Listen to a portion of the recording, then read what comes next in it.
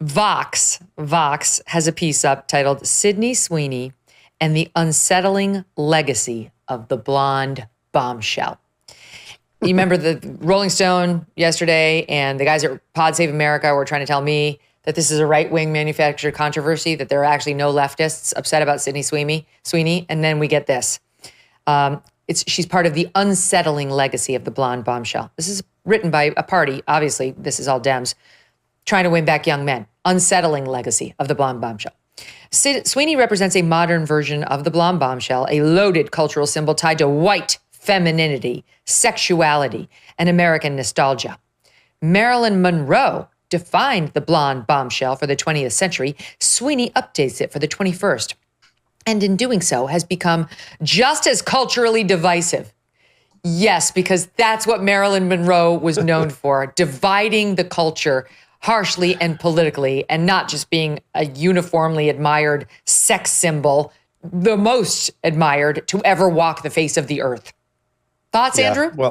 Well, I think if the left thinks that sex doesn't sell anymore, they're wrong. Sex will always sell, and she's a sexy woman, and I like the ads personally, and I thought that the sort of blue jeans were great. So there you have it. Tom, I managed to get him to comment on it. I feel like I accomplished something here.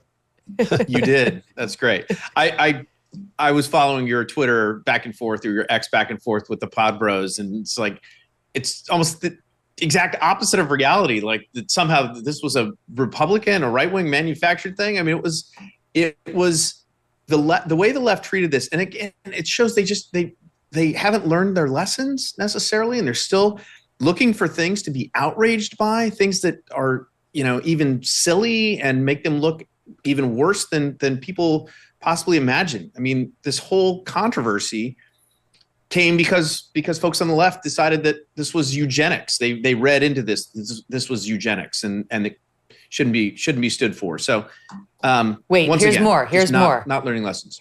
Here's more. And by the way, this was written by a woman named Constance Grady, who I'll get to in a second. Back to Sweeney, she writes, her very existence in the public eye revives debates about race, desirability, conservatism, and modern feminism, much like Monroe did in her time, though through different lenses. It's a highly charged encapsulation of American fantasies and fears about white femininity, what a nice white lady should be, and what we are afraid she might be.